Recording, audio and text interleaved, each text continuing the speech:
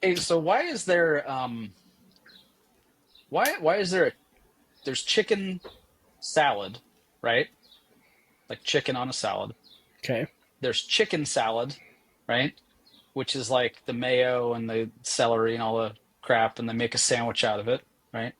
And there's a steak salad, which is what I just had for lunch, like a steak on a salad, but there's no steak salad. Like, Wow. it is that beef tartare? Is that a steak salad I think beef technically? tartare would be a steak salad. Okay, but what would you put in? What would be the Just like a binder? chicken salad, just like chicken salad, like a chicken salad sandwich, but you do a steak. So you'd have like I don't even know how to make that, like I do mayo and I do my mustard and chicken salad. I do my chicken. I should give this caveat. I do my chicken salad with ranch. Like I make like a good buttermilk ranch, and I use that as my chicken salad okay. emulsifier. So would you use barbecue sauce for the steak salad? I don't know if you would change it. Okay. We got Mike Morales in the house. Welcome to Beyond the Pipe. What's up, Mike? And we How's it got going? Mike, who is a we'll call him a up and coming documentarian, historian, man of mystery, and a self proclaimed Puerto Rican. The Half. jury's still out on this. Half Puerto Half. Rican. We've been calling him mild Mexican this whole time, but Don Juan the Piper impersonator. The mild Mexican thing, the joke is going to go over a lot of people's heads. It's hilarious though. Anyway,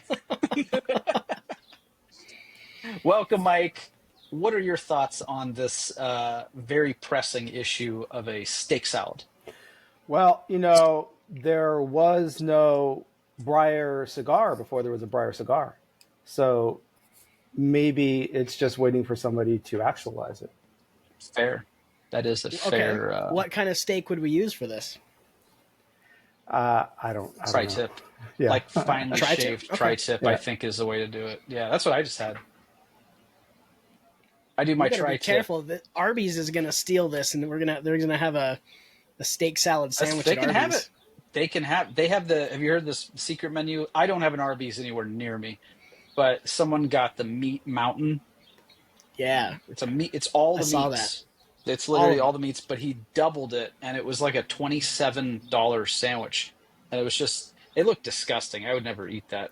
But It's like it three was pounds just worth of deli meat, basically. and the chicken cutlets on the bottom. Oh yeah, There's like chicken breasts, they're like chicken tenders, but um $27. I mean, that's ridiculous. You could get like a nice steak for that. yeah, that's wild. What's everybody That's like two smoking, pounds Mike? of What do you tri-tip. got? I am smoking my Sherlock Holmes Club pipe apple made by a really great pipe maker. You might know him, Sean. Right And on. I'm showing the camera, but not everybody's gonna see the camera. And I'm smoking Cambridge Flake from Paredes, which I picked up there this morning. Oh, cool. Oh, Are you nice. close to Paredes? Yeah, I'm also close to Boston. Close to crime.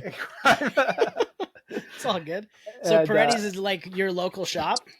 Paredes and Watch City. So I live in between the two. Paredes is, I don't know, 7.5 miles away. Watch City's about 13, 14 miles away. Oh, cool.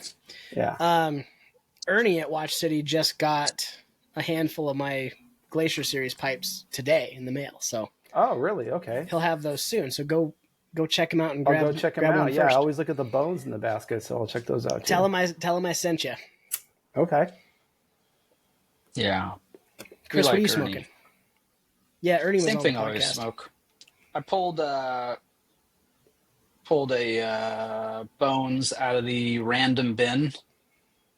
I Sweet. wanted something taller. It's kind of got a weird bowl shape on it, but I like that. this is what you can expect in the random shape option at morganpipes.com. I keep telling people I have a full bin of randoms that came in on the last shipment, where there's like maybe 2 or 3 of each of the shapes. You can get cool stuff. Everyone always cries like, "Oh, I don't want to get this shape. I wish I would have gotten that." I got a lot of weird stuff. Get some weird stuff while it's here, because I don't get randoms that often. Right on. You I'm know, smoking a little appley thingy. I don't even know what to call this, but I really like it. I made it a couple years ago. And some 2018 Reiner Gold Flake. Reiner, I don't know how to say it. It doesn't matter. Rainer It's delicious. Barbie. So, Mike, tell us a little bit about what it is you do here In the pipe world. in the Yeah. pipe world. Sorry, I was doing an Office Space thing, but Yeah, you know, yeah. No, I got the joke. Yeah. So in my day job, I produce videos for small businesses, right? Testimonials or about videos or whatever, et cetera. And when I started smoking a pipe, February last year, I walked into Watch City. It was the first place that I went.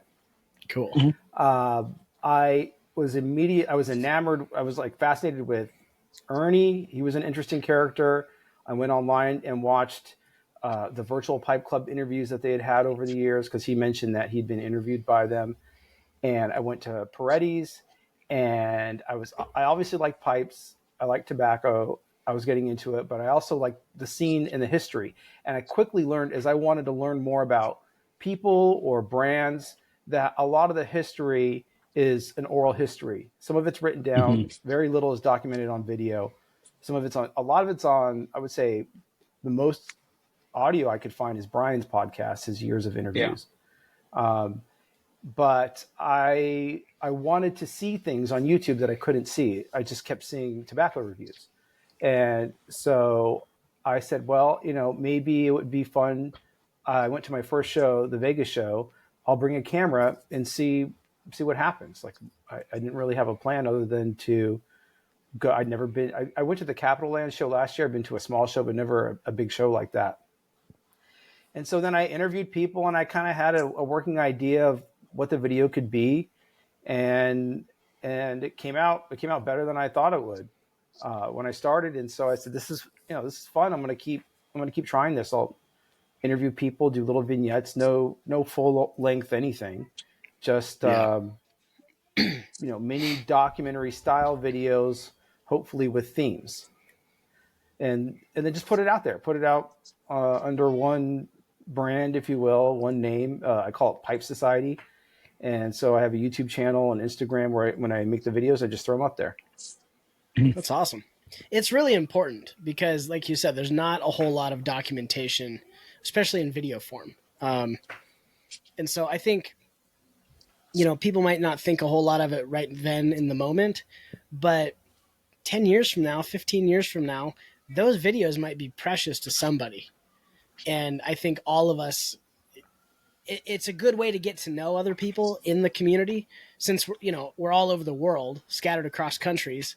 So it's really cool that you're doing that. I really want to watch more of your stuff, and I'm going to make sure that I'm subscribed to the YouTube channel, because I followed your Instagram, but I didn't know about your YouTube channel. So I'll be sure to get on there. And it's relaxed. It's like, it's casual, and it feels intimate. I think, like, Yeah. a lot of times, and I know for myself, like the first time I was on Brian's podcast, I mean, I was like super nervous. Like, this is like a big deal, and then I was on, even with, well, Oli was different. When I did the Paul podcast, that was like a little more relaxed. But like when I did Brian's, I was like, this is the big leagues. Like, I gotta, and I felt like I didn't get anything out. I didn't say anything. Like, I didn't get it. I didn't get all my story out.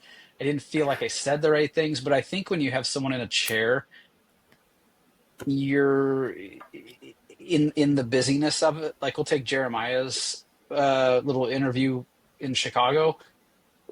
You kind of know the guy. I mean, a lot of people know Jeremiah now because he's very much out there and very candid about himself and his family and all that. But I think that video really nailed it. The kicker though was so cool with Ray's birthday when he said happy birthday, Ray, and I was like, bro, that's like massive forethought. That was so cool. Oh, okay. That is cool. I wasn't sure what video. Okay, yeah. So I thought that was fake. I thought it was clip AI. from the Vegas video. Yeah, Yeah, yeah. I thought it was Have AI. you seen I the was whole? like, how did he do that? Yeah. Have you seen the whole Vegas video? Not the whole one. You should watch. I've seen pieces of it. Yeah, you should watch that when you get a chance. It's only, I think it's like 7 minutes, because that it was just an outtake from that, and I had saved maybe it. I missed it. I missed it. Okay, so normally we would get all your information so everybody can follow you afterwards. But while we're on the subject right now, how can people go and find that video? Like, where is that on your YouTube? Yeah. If you go to YouTube and just look for, at Pipe Society is the handle, or if you want to search on there, you go to youtube.com/@Pipe Society, or if you search Vegas 2024 show, it should come up. Okay, cool. And it's like the theme of the video is the loose theme, unspoken, that I had in my mind was, why would you go to a pipe show if you weren't going to buy pipes and you weren't going to buy tobacco? Mm-hmm. And so that's kind of the like whole reason people go to them, though, is because of the people. Once they've gone, but the people who've never gone before, true, that's what they think you're supposed to go for. Yeah, a lot of them, not everybody. And so I wanted to dispel that myth for people who were on the fence or thought pipe shows weren't for them because it's only about buying stuff. I wanted them to hear another perspective. Dude, you could go to a pipe show with like a pipe and no tobacco, and you're going to make 1,000 friends, and everybody's going to be shoving tobacco down your throat. Like, you don't even have to spend money at a show. It's obviously greatly appreciated when you do, but man, the camaraderie that you get when you go to pipe shows, there's nothing better. Yeah. I just went to Chicago, and I did come home with one pipe, but I didn't pay cash for it. I just traded some pipes in for it. And then I didn't need to bring tobacco. Like you said, people were so generous with, and like with some of the best tobacco I've ever had, aged Penzance at 1972, really nice tobacco. Yeah, it's pretty cool. So I love that you're doing that with the videos and making sure that other people get to see that side of it, because there's a couple accounts of, Instagram and Facebook and stuff where people will put out a ton of photos that they took, and they're usually like candid photos, and I love them. Like, it's such a cool thing. And a lot of us as pipe people don't have people taking pictures of us smoking pipes. Yeah. Because why would you? But it's really cool when you get like a photo sent to you of like, hey, I hope this was all right. I took this picture of you, and you're like in the zone talking with people, and you're happy and smoking a pipe. And it's just a really cool thing that you're doing. So thank you for that. Well, you're welcome. And it's kind of, it's almost propaganda. It's borderline. I want more pipe smokers onboarded if they're so inclined. Like, I don't want to convince somebody who doesn't like it. But if there's somebody like me out there who, if I would have I did smoke a pipe almost 25 years ago for about a year, and then I stopped because my doctor told me it was bad, but I only quit because I thought it was bad. They lied. Now I don't. Yeah, well, I don't worry about that. Bunch of liars. But like, so there's certain people who they'll flip just because somebody said, "Hey, try it. It's fun." They try it and it's fun, and so I want. And I also want to show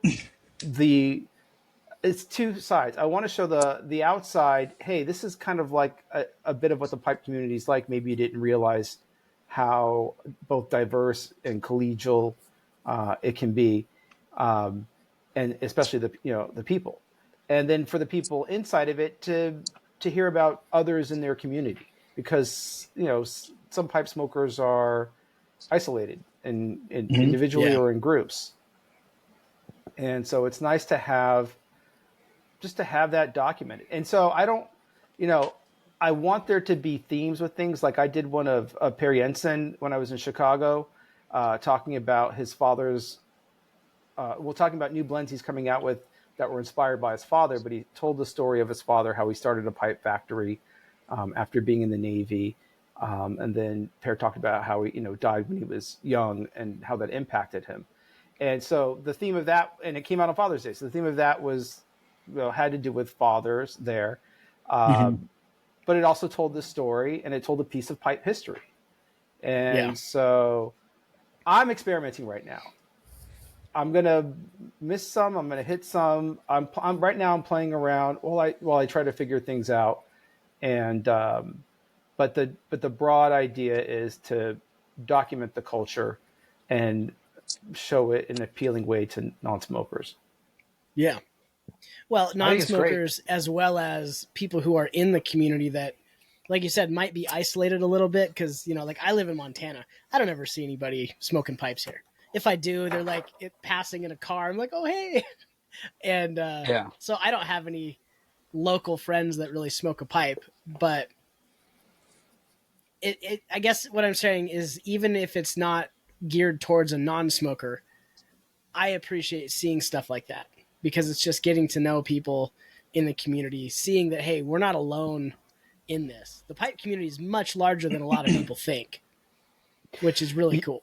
Yeah, and it has some interest, you know, and the people are there's a lot of things that are similar about a lot of them, and then they can be Yeah. very different. And so I'm hoping, you know, it's just an idea. I'm hoping to, over time, get these little, like I did Dan Locklear. He's a professor at gosh, I want to say Wake Forest University. I hope that's right. He's a music professor and he's a composer. And we went to his house and did just a little. He talked a little bit about how he got into smoking. He talked about the theme was Bach and the pipe, how he practices these Bach, the well-tempered clavier, other pieces in the morning to keep his chops up because he's an organist and keyboardist composer. But then also how the pipe plays into it because he smokes his pipe while he does that. And so it's just a Cool. short little thing where he's talking about that. You're seeing it. And it's like, wow, this is kind of neat. This guy's really interesting. He's accomplished and he's a Yeah. pipe smoker. Very cool. That's really cool. Well, you're going to have to come out to my shop and make like a commercial for me.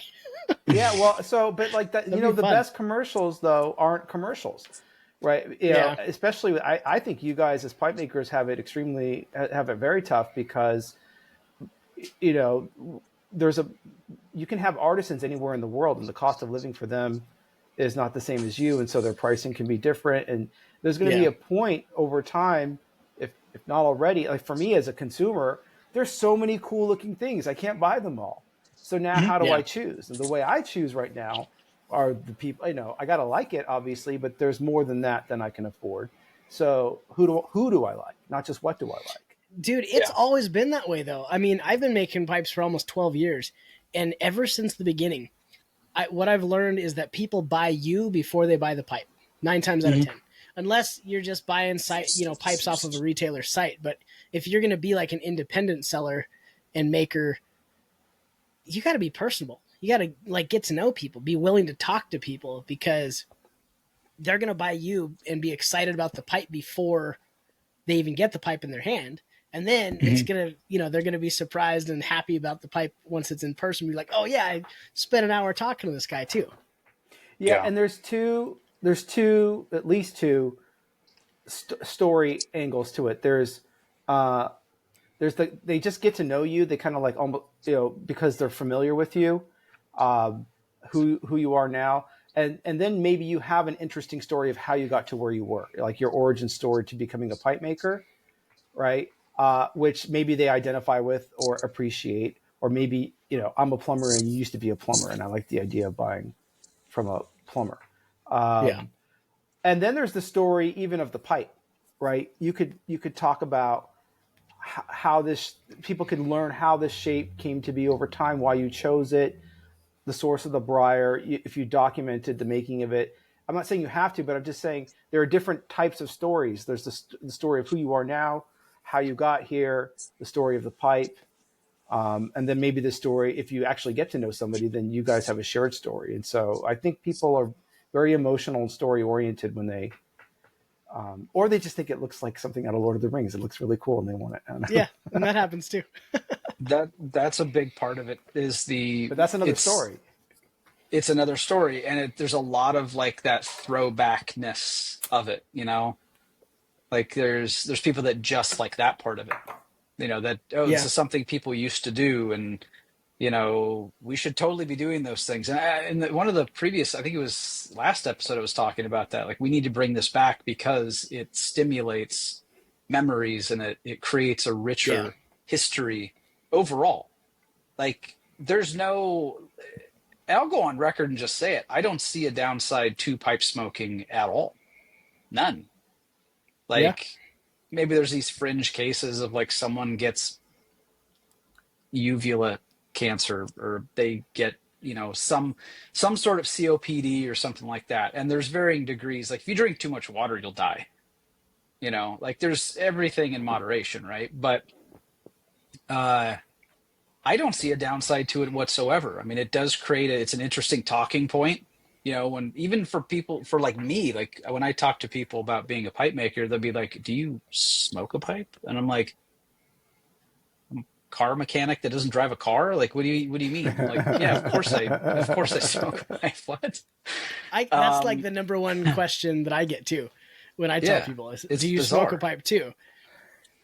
It's like, That's funny. yeah. I never would have thought that. Would I not? Like, that's a weird thing. Does a chef No, eat? smoking is bad, but you should buy this.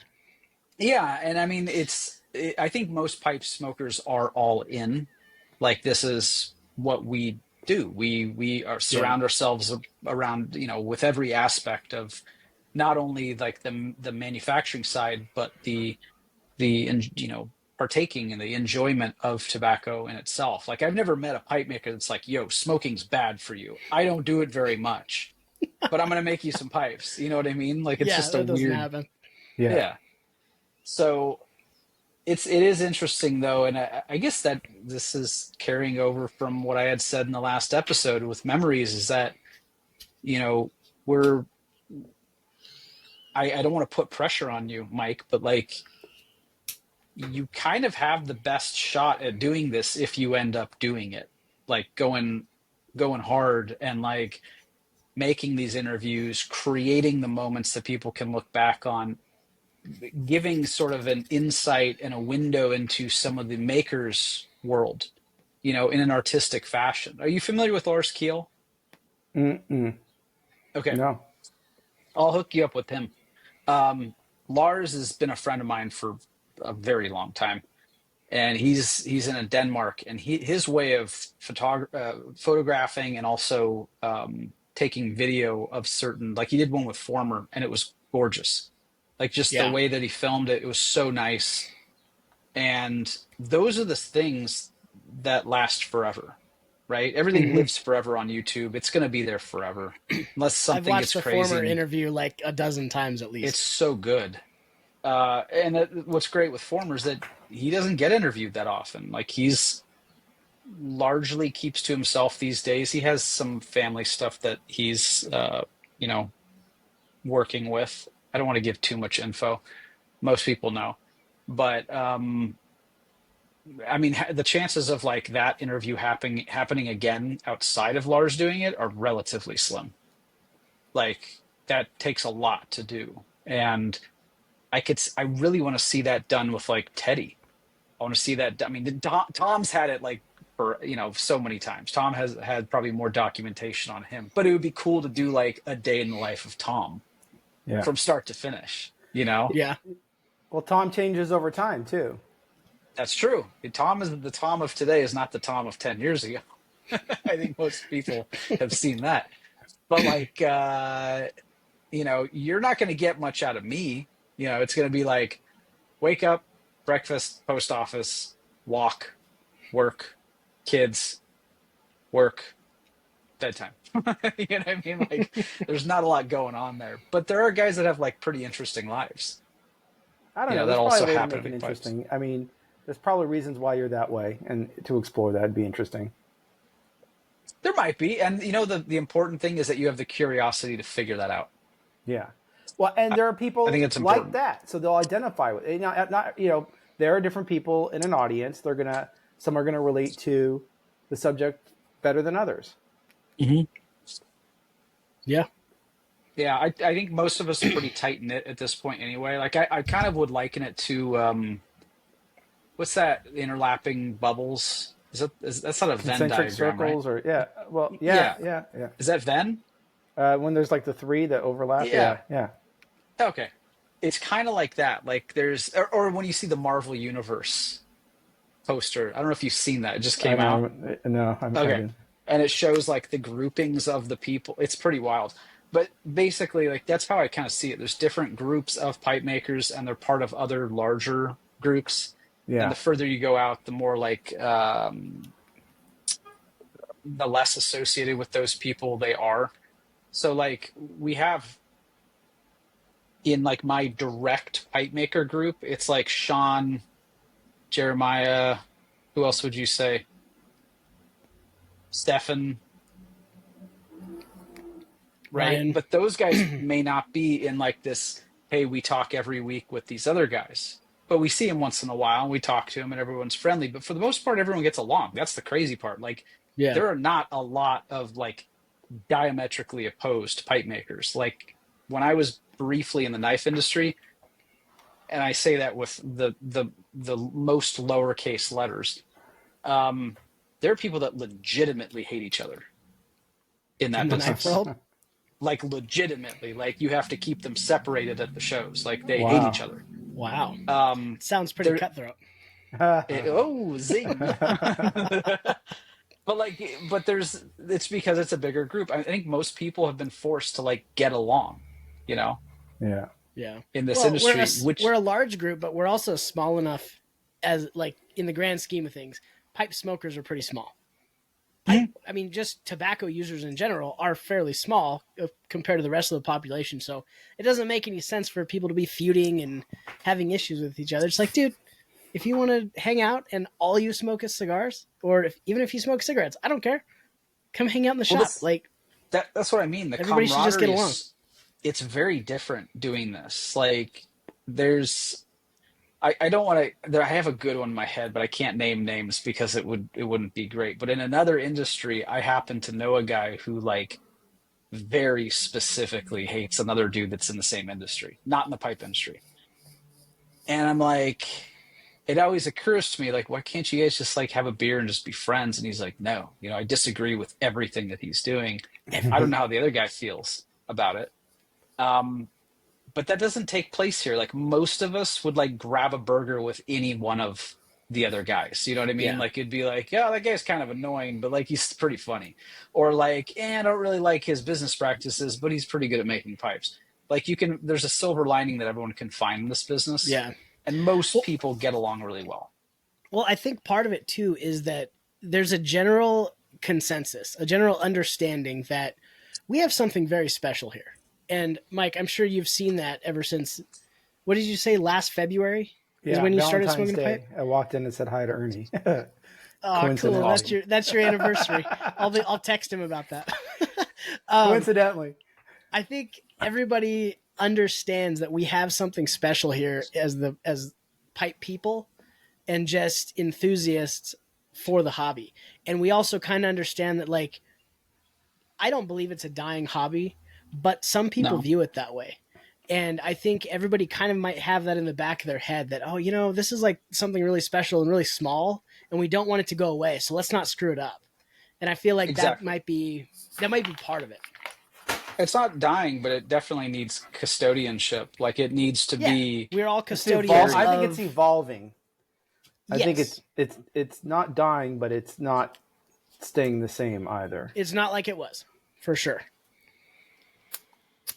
I don't know, I'd And have we've to seen think that about as that a pipe little more. makers too, because even in the last let's say since COVID, the landscape of new pipe smokers and customers, like in our instance, has changed dramatically in the last 5 or 6 years. I was thinking Because- the 90s. I mean, you're going a lot sooner than I am, but Yeah, even as soon as that, like it's changed so much with how many people got forced into the industry and welcomed in, thankfully.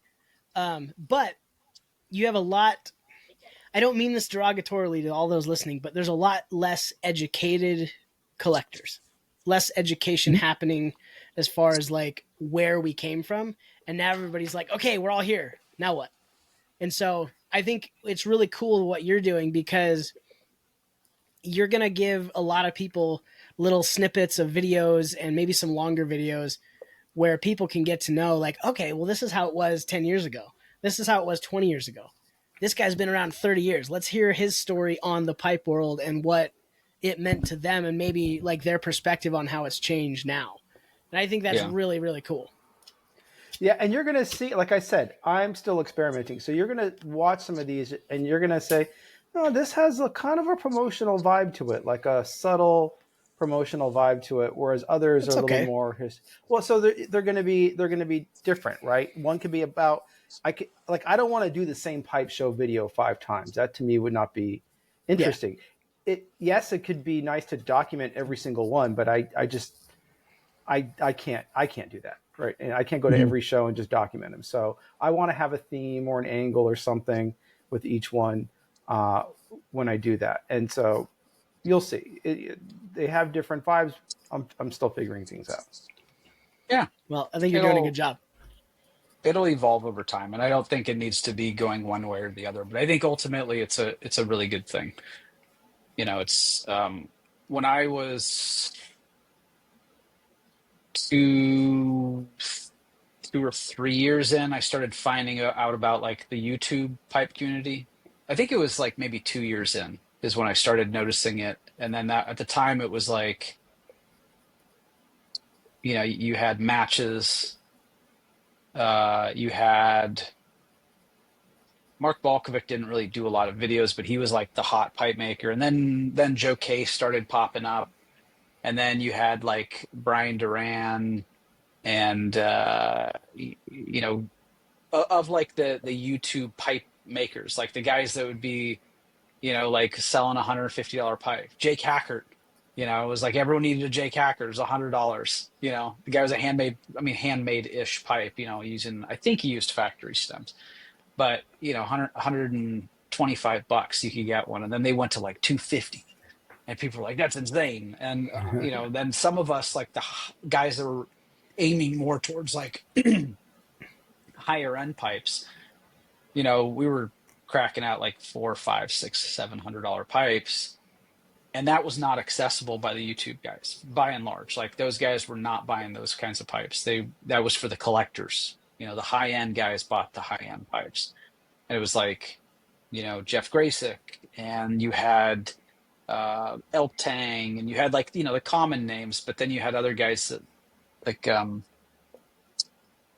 uh, later down the road, you had like the J&J guys making pipes, and you had, I'm missing a lot of names right now. I'm a little tired today, but um, it's interesting to also see on the not for the community side, but also like where what would you call that? The tier list of what the pipe makers are and what audience they capture, right? Yeah. Markets, Because yeah. yeah, the markets, like I mean, it's like the There's whole a like lot of S, different A, B, markets C, D. within. A lot. There's guys, and I'm finding more and more that there's the guys that are buying like the S tier pipes. They're not buying anything else for the most part. They're Yeah. just buying the S tier stuff. And there's some guys that like, they exist in like the, D, C, B, A range. Maybe they have like one A, mostly C's, and they're like, this is my special pipe, but they'll never buy an S because it's not interesting to them. Not only because they can't afford it, because it's not interesting to have that thing. So it is, I don't know. Still haven't cracked it. I've been doing this 20 years and I still don't fully understand like what guy's going to be what, but They might change too. Like I don't know what kind of collector I am at this point. dude, we had an S tier collector. I don't know if I should name his name, but he had an S tier collector, had like the most impressive set of pipes probably in the US. And he just got bored with it and sold them all. Like he built this ridiculous collection, and it was like any pipe from the past like 15. Well, I think he quit about 5 years ago, but any pipe prior to that by like 10 years, where you looked in like a magazine, you're like, damn, he had it. Like he snatched up all the coolest stuff, and then he I'm just was sorry, like, what's an S tier? I don't even know what that is. so in Chris is like the making video. stuff up on the spot. No, this is a real thing. Like in video game terms, you would have like the S tier, which is like the superior special type shit, and then you'd have the A, B, C, D, E, right? Okay. I think partly Back Chris me is up on talking this, like Sean. Don't pretend that I you're get not a it. nerd. I'm a super nerd Don't about this. pretend. I think part of what he's saying is just prices. Like S tier would be, crazy stuff like Yeah. $2,000 and up. I mean, Yeah. there's pipes that are like 6,000 to 7,000 regularly that people don't even know about. Yeah. And Yeah. then Teddy I would Newsom say type pipes. Yeah. There's pipes that like- are like 50 grand too, but yeah, like A tier, whatever. If you want to put a price on it, would be, in the thousands. But there's also like, going back to me thinking that's very important to what you're doing. There's a lot of carvers that people don't even know existed because they weren't documented at the time, but they made some of the coolest stuff for that time and Yeah. were very sought after and didn't have a huge following. Yeah. But they sold everything they made, Yeah, and it's So carvers, it's blenders, it's not our job it's to collectors. put everybody. Yeah, it's not our job to put everybody in categories, obviously, and that's that's not part what, of I'm what. not trying to categorize anyone. I just, because there's some guys that exist, like my stuff goes from like technically E to S, like I produce at all price ranges. But what, like, my point that I was getting to is like they're in those different ranges, specifically in the S, they don't get interviewed. Like, Yeah, no one sees their shops. Like, I would love to see a very in-depth, good interview on the Giegers. oh yeah, I would love it. They have like such a cool story and a great process. I would really love to see someone do Teddy. I don't know Teddy Knudsen. what's Teddy Knudsen. Yeah, I don't know if he's still doing stuff, but I would love to see that. I think it would be super cool. I think it would be really neat to go do some of the Japanese carvers, like Keiichi Goto, or even go to the what's the name?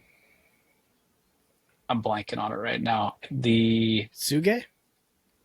It's Suge, but is it Suge Ikebana series? Yeah. Like the high end shit? Like someone to check out that stuff. That would be or go over and do the Clare and Clay factory. Yeah, And was that Brazil or something? Like, I want to see that kind of stuff. However, as Mike and I were on a Zoom call one night till the sun came up on his end, and we were talking about all this shit. It was super interesting, which is why I don't have a ton of content right now, because I'm like, damn it, we already talked about like everything. Mike, you're on But- the East Coast, right? Yeah, I'm right outside of He's in Boston. Boston. Okay, yeah, that's right. You don't have a my- Boston accent. Are you not Sam from Adams there? here. No, I'm from the San Francisco Bay Area. I was Oh, cool. born and raised in Oakland, and went to high school, finished high school in Fremont, lived there for a bit, and then came out here for school in almost 20 years ago, 19 years ago. About 15-ish years ago, I met E40 at a Popeye's Chicken in Oakland. Oh, right. That was cool. And weirdly enough, I also met E40 at his house in Blackhawk, which was Blackhawk is nice. It's a Bay nice Area is area, what, but 707? Is that seven? Is that their area code? we got like 15 area codes. I here. was Okay. 415 when I was a kid, and then they knocked it out to 510. Yeah, Okay. yeah, that would be 510. So random. Yeah, But it was Fonda. 415. at Okay, I've got a story for you about how interconnected all of us actually are, and maybe don't even realize it. When I was like 12, maybe 13, I was in California. I was born in Visalia, and okay.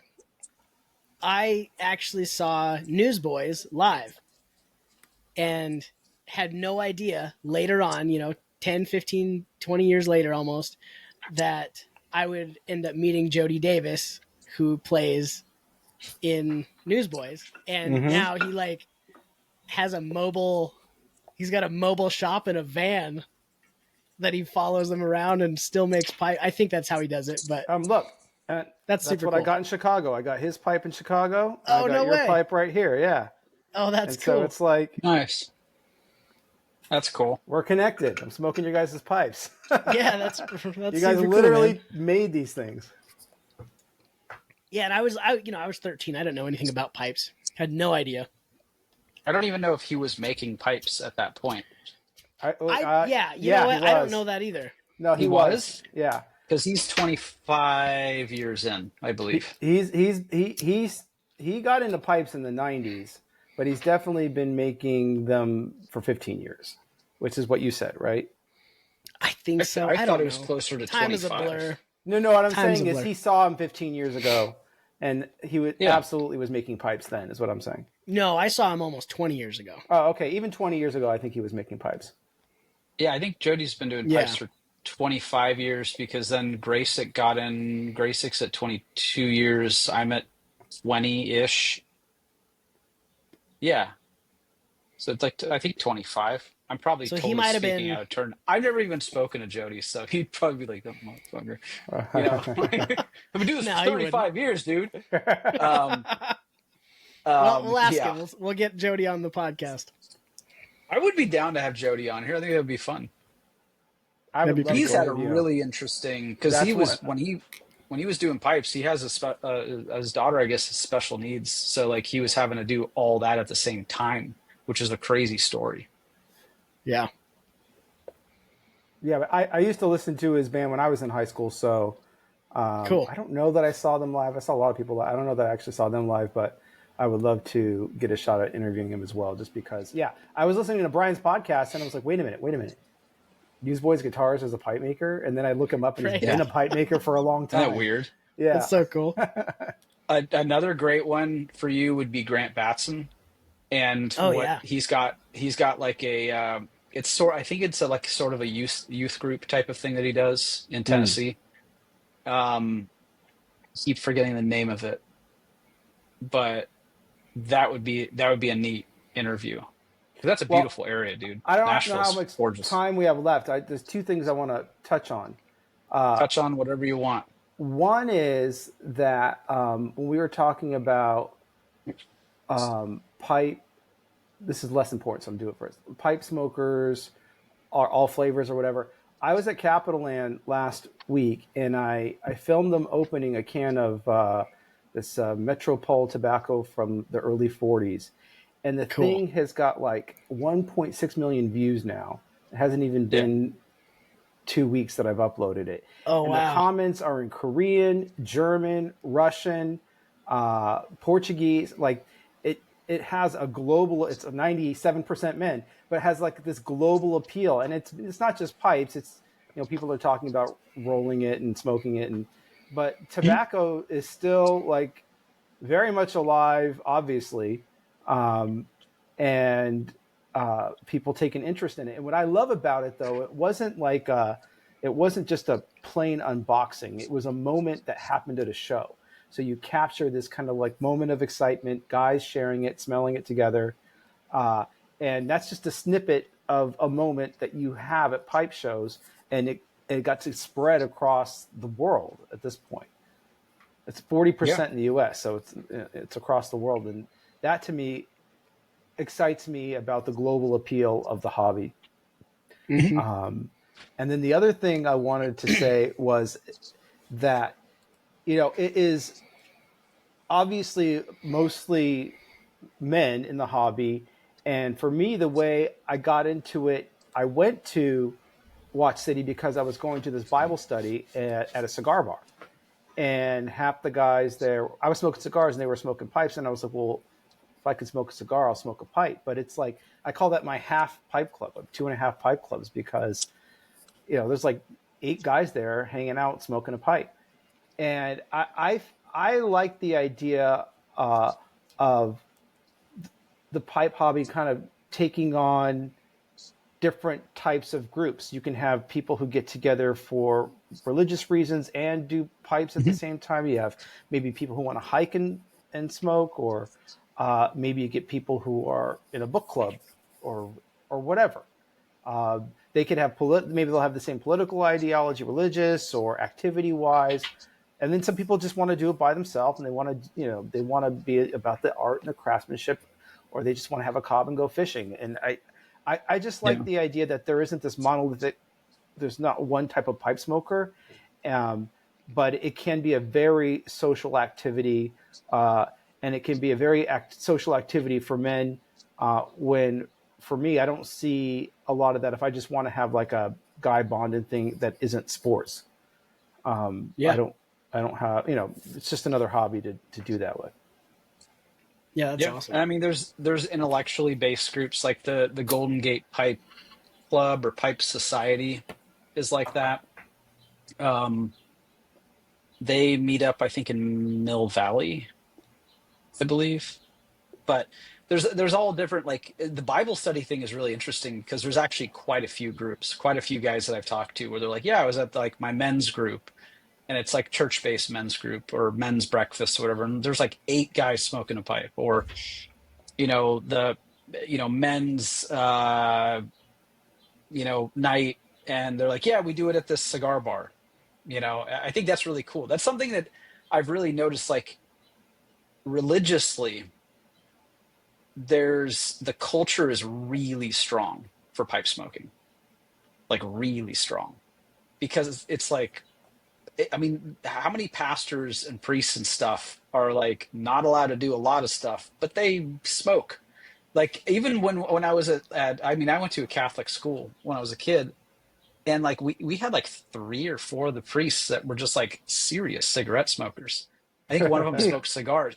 There was a priest over here the other day. I was taking my kid to, it was like one of her last days of preschool, and there's like this priest like all done up at like a Methodist church. He's just sitting there just hammering down on a cigar like out back. He looked like Ben Affleck in that photo where he's just like all haggard, but it was a cigar.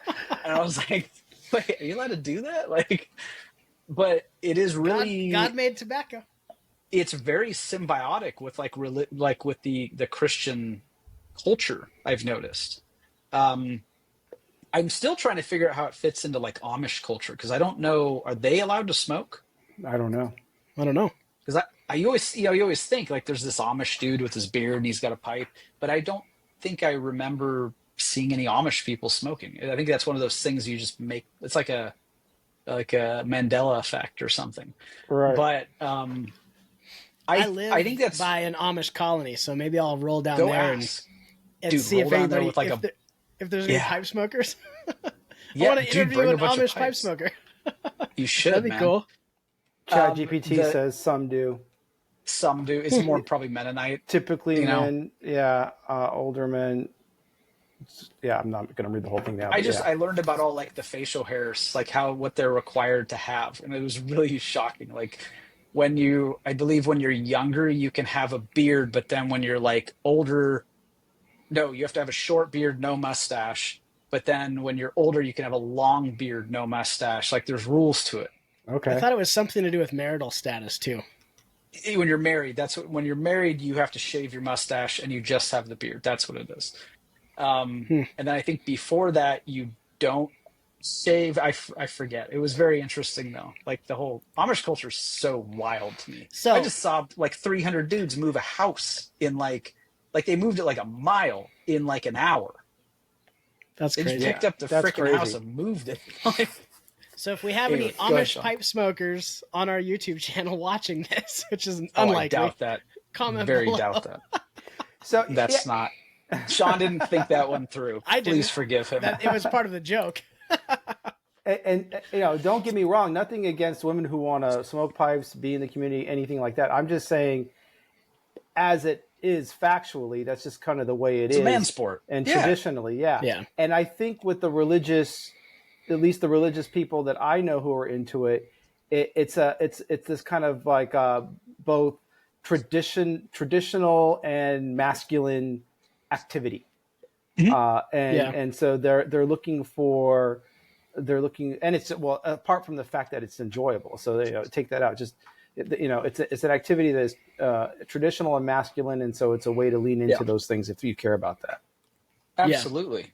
There are a lot of Absolutely. women too, though. I mean, there's a much smaller community of women who smoke pipes, but like at the Chicago show, there's always the Pipe Divas group. No, I think when that's we what went, I'm saying. I'm not. There was like a big yeah. section of that. I think that's great. I'm just talking about the guys that I know who get into it. Their kind of like mindset on that, and Lord of the Rings. I agree, Mike. Lord I totally of the agree Rings, with you on C.S. all of Lewis. that.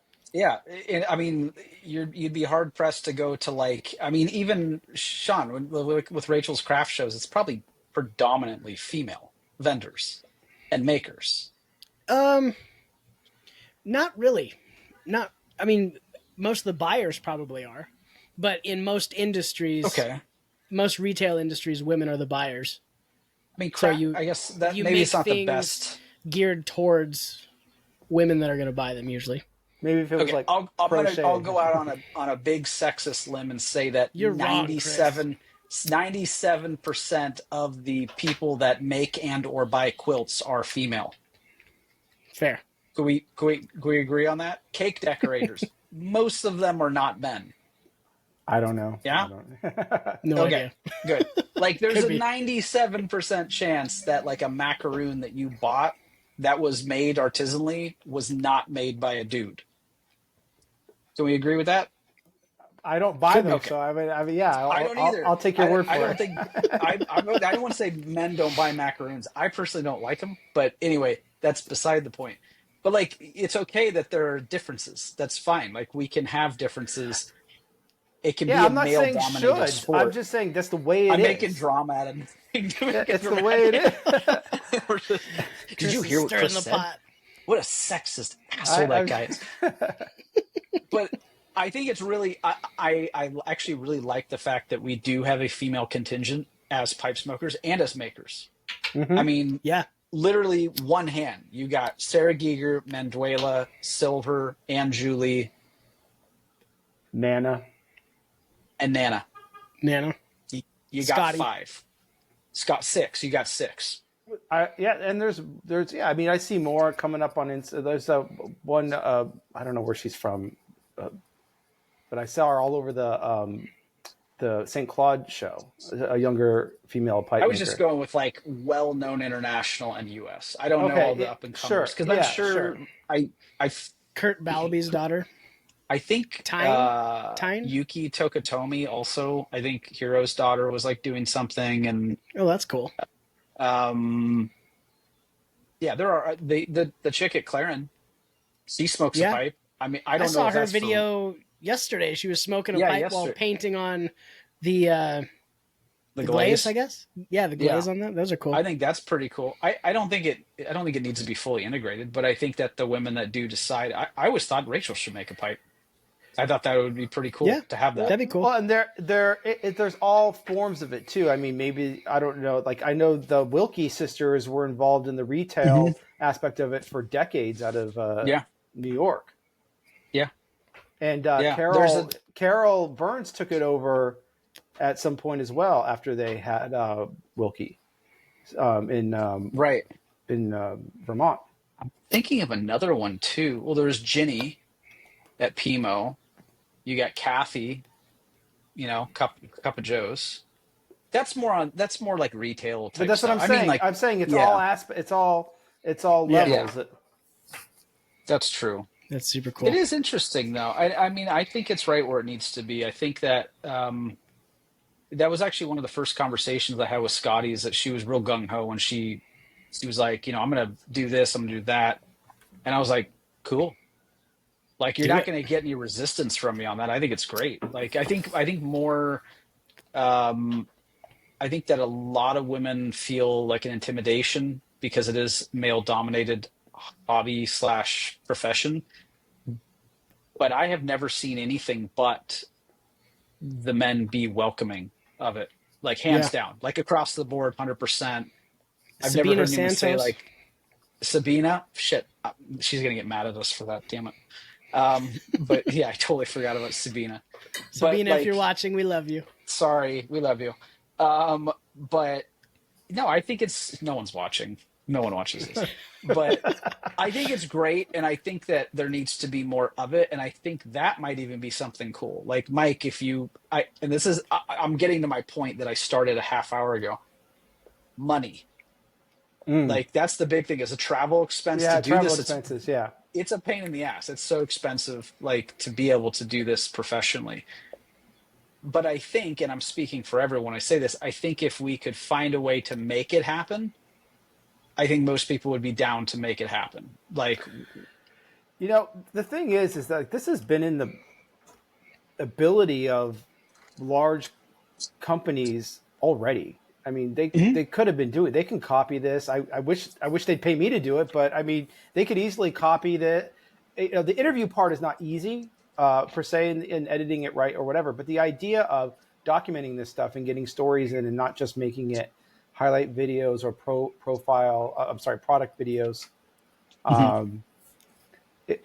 It's without marketing, it still helps create an emotional bond between the subject and the audience, whether it's a pipe show, a pipe Yeah. maker, a blender.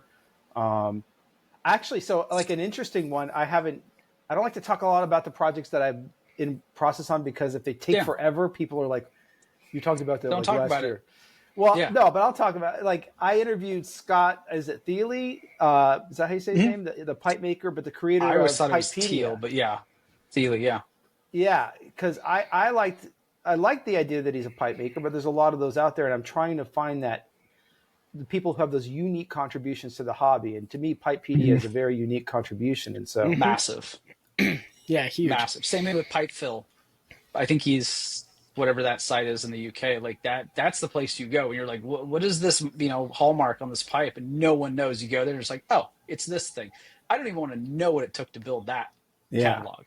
Yeah. That's a crazy in-depth amount of information. And that's it. There's no Encyclopedia Britannica. Like when you ask ChatGPT something, it is pulling from Pipepedia. It is pulling from Pipefill. That's the scary part. And that's what I've told people this before. I was like, you guys don't realize how like on the edge of losing your entire history you are.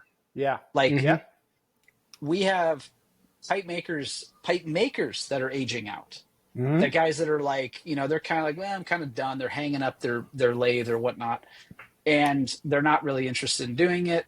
It's less common in this business because this is kind of like a you don't retire from pipe making sort of business. Yeah. But what you do when you can't make pipes.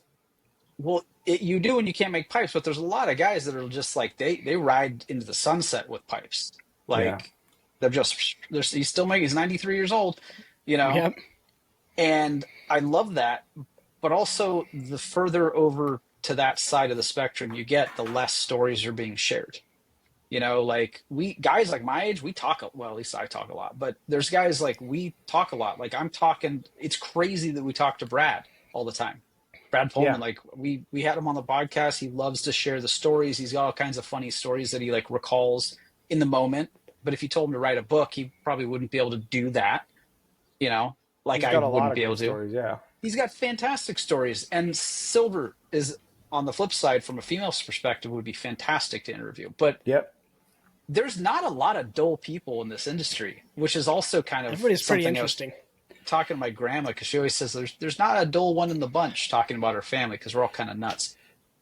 But that's kind of how pipe making it is. Like I've always said, like we're all here because we're not all there. Like you will never find a very basic average run-of-the-mill pipe maker. We're all kind of a little bit crazy because you kind of have to be. That's a really good line. Did you make that up? That's really good.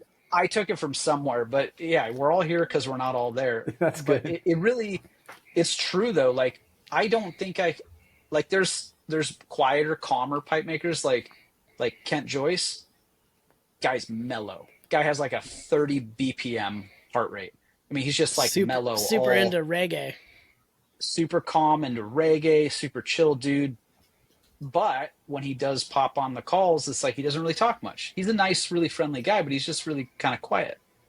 You got guys like probably at the upper end of like the charisma spectrum, be like El Tang, life of the party, Florov.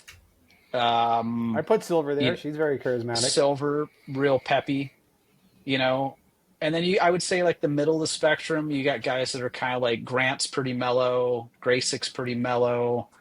I would appear that Jody is pretty mellow, like, middle of the range kind of. You can get them chatty, but also they're not really like, loud mouths like me. I just think it would be really cool to like start a project like all encompassing that covers the whole gamut. Yeah. That you get all the guys in one place or another. Maybe you catch them at a show. Maybe you catch them at the freaking supermarket. Be like, yo, I'm in town. Really cool. I'm really trying to catch them in their element, though. That's the thing. When I interview pipe makers at shows, it's because we're talking about the shows. I don't want to profile them there. But the thing that you mentioned, the different personalities, Mhm. the commonality is they're doing something. They're Yeah. doing something, and that's interesting. So they could be very quiet in doing it. They could be very deliberate and neat and orderly in doing it, or they Mhm. can be chaotic and loud. And either one is interesting to Yeah. me. I Yeah, find it interesting. Yeah. I mean, that's cool. it spans, dude. I'm trying to think of a better example, but I mean, we have pipe makers like myself as a kind of a good example, because I don't want to. I feel weird naming names when it comes to like personal stuff, but like I listen to very grotesquely heavy metal when I work. For me, like I just put it on. I'm just like, like that Instagram reel where it's like something happens and then all the voices just go. They say bye. I don't know if that's coming through for anyone, but like it's hard to explain the videos. But that's how it is for me. I just pop them in and I'm playing like Lorna Shore, which is like does not get heavier than that. And then you're just like and then you just make stuff. And there's some guys that are like Jeremiah listens to classical music, so it's like whenever we talk, I'm like, I can't I can't level with that in the same way personally. But but then sometimes I get into blues and I'll just listen to blues, and that's pretty mellow. but think of it, the Yeah. dichotomy of how you described your day when you said, "Oh, my day in the life would be boring." So you have this Mhm. kind of rote, if you will, Mhm. day, but with this but the soundtrack doesn't seem to fit it, which makes it No, that makes it interesting. yeah, no, I am very much like my life is balancing chaos. I mean, I have two little kids, so it's like always psychotic over here. That's their names. Um, yes, Balance and psychotic chaos. and chaos. Okay. Balance and chaos is yeah. No, but they're both nuts in their own way, so it's hard to get anything done. I mean, when you're like everything in my shop is like not childproof. Like my kids are sort of clumsy, um, but for different reasons, and I'm always afraid that my 4-year-old's going to come in here and like smack her head on something. And the thing that I have had to tell them since they were very little is like everything in my shop is heavy or sharp. If you hit it, it's not going to move. You will take 100% of the damage. And like it's happened a few times where like, my daughter almost careened into my anvil, which is 250 pounds. It's not going anywhere, you know? And I have to reiterate that. It's like you have to wear shoes in the shop. But like, I'll be in here and someone will come up behind me while I'm on the lathe and it'll scare the crap out of me because I'm just like in the zone, or I'll be on like the That's grinder. dangerous. It's so dangerous. So I'll like lock my door when I'm running the bandsaw or I'm running something that could actually physically injure me. But yeah, it's just pure chaos. And I guess maybe that's why I listen to more chaotic music, because then it makes everything else seem like mellow. I don't know, some psychological aspect to it. That's probably true. Sorry, that Well, was a Mike, we big don't want to take. That's all right. We don't want tangent. to take up any more of your time. Where can people find you on Instagram, YouTube, all that? How do we get to know you more? Well, I would like to direct them to the YouTube, the Pipe Society on YouTube, at Okay. Pipe Society. On Instagram, it's at pipe.society.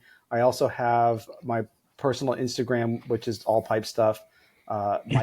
Is at Mike Praxis, just because there's a lot of Mike Moraleses out there, and so I picked Mike Praxis. But Sure. Cool. those are the two best places. Yeah. I made a Facebook thing, but it's YouTube and Instagram are the best places. You can message me Yeah. on Instagram, and you can watch the stuff on YouTube. I've watched Awesome. some of it. I haven't gone through the full YouTube channel. I always see the clips and stuff. And I think that's why, to clarify my confusion earlier, is I may have missed that part in Jeremiah's interview, because I saw some of it and I saw other parts of it. And then when I saw it, I was like, Well, though that it wasn't was in the video.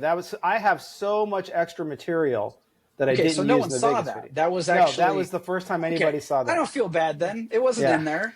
You were trying to trick me. I didn't. I Yeah, was like, wait no, a second. I didn't see that. I dropped it as a gift to Ray, because Ray, he's from Boston, but I met him Mhm. in Vegas for the first time, and it was my birthday there, and he gave me this really cool Castello Epica, which I've been trying to find Oh, cool. for my birthday, and I just met this guy, so I was like, man, I want to give this guy something, and when I was Yeah. interviewing people, I said, "Do you know him?" And Jeremiah was like, "Oh yeah." So I was like, "Just do this thing for me, so I could drop it on his birthday." That's awesome. That's cool. That was so That's cool. super I thought cool. that was so cool. Yeah, Ray is definitely. I would say he's definitely one of my favorite people, even though he never talks. I don't know what it is about that. Like his silence is deafening. On As it Zoom. were. I rode with him in the car with his Yeah, son he's to chatty in Capitol. person. We talked all the time. Yeah, so it's Yeah, he's just very quiet on the That's Zoom, awesome. which is, I think it's funny. We always give him shit about it.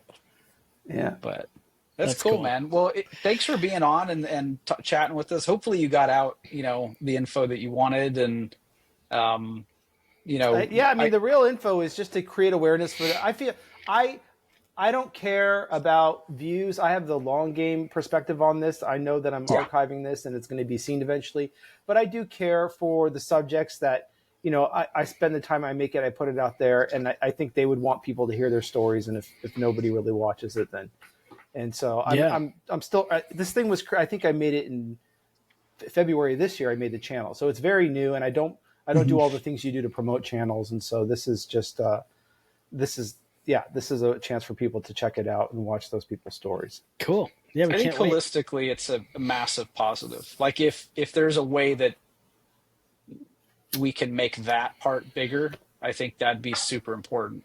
Like just down the road. I mean, all the stuff being archived. I mean, we're still working. We'll see what happens with the ephemeris. Like we're still trying to weasel our way into making that a thing, but that kind of stuff belongs to the hobby. I think it needs to be the documentation. I did see another like spot that you did on your website for another company, and I thought that was just super cool. I think that style of storytelling is really important, and it's interesting. Even for people that don't care about pipes, you're like, well, that's kind of cool. Yeah. Yeah. So anyway, Right on. Well, everybody, this has been another episode of Beyond the Pipe. Today's guest was Mike Morales. Go find him on Pipe Society at YouTube and pipe.society on Instagram. So thanks, Mike. Thank you. Yep. Pleasure. Thank you, sir. Later.